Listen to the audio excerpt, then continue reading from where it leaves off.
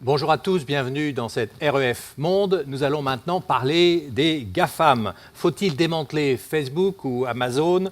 Les BATX et les GAFAM sont-ils les nouveaux maîtres du monde? La question agite l'Amérique, elle agite l'Europe, mais aussi la Chine.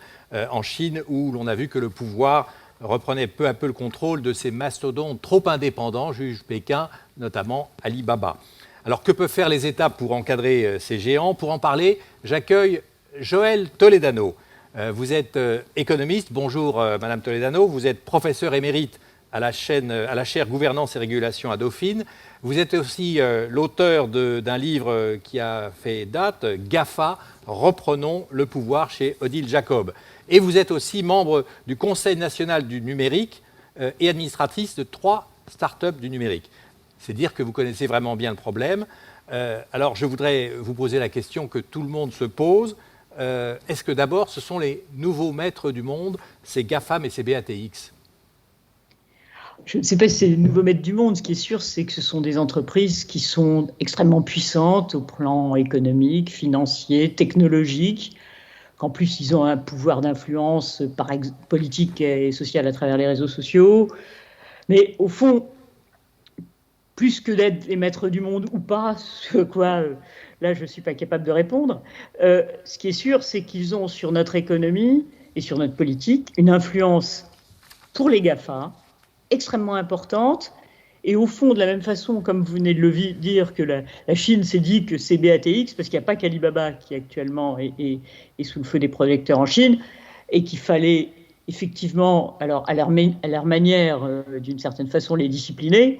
La question se pose chez nous en Europe, la question se pose aux États-Unis, et les risques qu'ils représentent, pour répondre à votre question, c'est effectivement qu'ils sont en train de verrouiller l'économie, de verrouiller l'innovation, et au fond de mettre en place des systèmes dont ils sont les régulateurs privés, j'ai envie de dire, non pas pour attaquer au fond nos lois, mais simplement indépendamment de nos lois et parfois contre nos lois. Pour l'anecdote, on a vu, puisque c'est Roland Garros en ce moment à Paris, que Amazon diffusait un certain nombre de matchs. C'est une arrivée donc, dans le tennis d'Amazon, mais qui se développe partout, hein, évidemment, dans le cloud, dans l'e-commerce, dans l'intelligence artificielle, dans l'entertainment, donc le cinéma même, et la liste n'est pas close. Donc la Terre n'est même plus la limite hein, sur ce terrain de jeu, puisqu'on parle de l'espace et qu'il y a une compétition, notamment avec Elon Musk, pour aller sur la Lune. Donc est-ce que c'est le moment de fixer la limite ? Ah ben, je crois que oui, c'est le moment de fixer la limite, là, pour le coup. Et d'ailleurs, l'exemple que vous avez pris à propos d'Amazon est extrêmement instructif, parce on l'a beaucoup vu du côté de la concurrence avec Netflix et l'ensemble des acteurs de l'audiovisuel. Moi, j'y vois surtout un renforcement du modèle économique d'Amazon avec Amazon Prime, avec la logistique, et c'est vraiment pour asseoir son pouvoir global et pas pour devenir plus puissant dans un seul secteur, que, de mon point de vue, Amazon a pris cette participation. Donc, c'est effectivement le moment de s'intéresser à ces acteurs, de voir ce qu'on est capable d'y faire.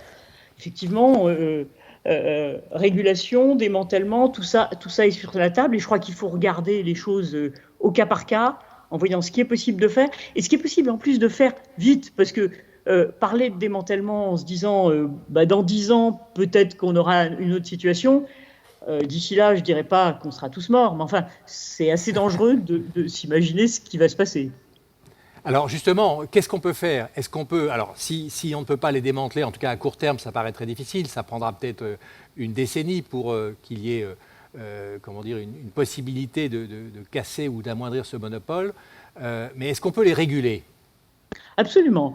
Et en tout état de cause, même si l'hypothèse du démantèlement sera peut-être sur la table aux États-Unis, très franchement, je crois que c'est juste une façon de reporter le problème que de penser que l'Europe sera capable d'imposer un quelconque démantèlement pour des raisons géopolitiques évidentes. Par contre, nous sommes tout à fait capables, en tant que puissance économique majeure dans un jeu géopolitique dont on connaît la violence actuellement, de dire voilà nos règles du jeu en Europe, Nos règles du jeu, c'est qu'il faut que vous arrêtiez un certain nombre de comportements. Il faut que ces marchés puissent être déverrouillés, qu'il puisse y avoir une concurrence qui s'exerce de façon équitable. Il ne s'agit absolument pas de diminuer la qualité des services fournis. Les consommateurs y tiennent trop. Il s'agit juste de rendre possible la concurrence, donc d'améliorer en réalité la qualité des services ouverts et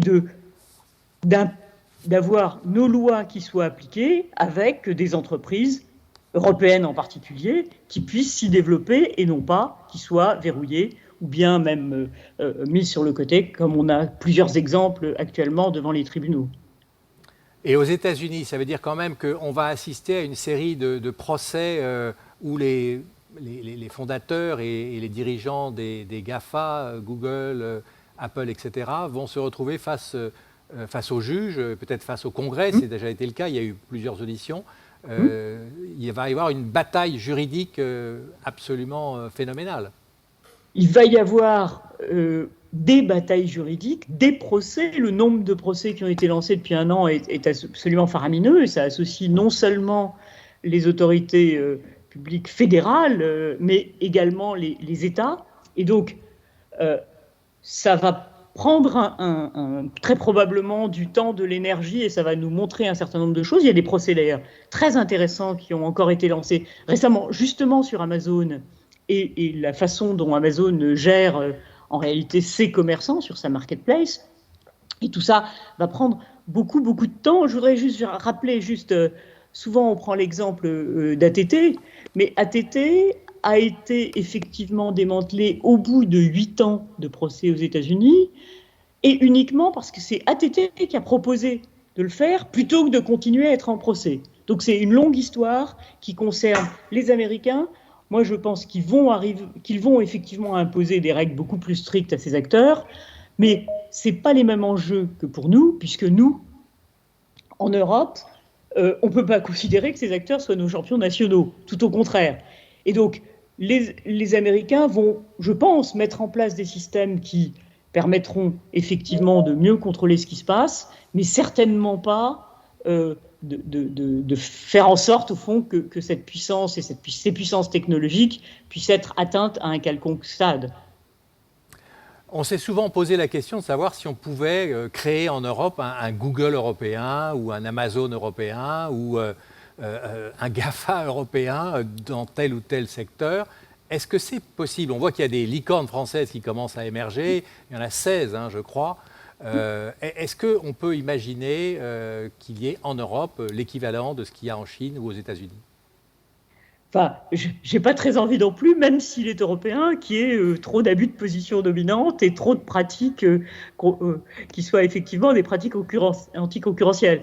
Par contre, il serait évidemment souhaitable qu'il y ait beaucoup plus de grandes entreprises numériques européennes.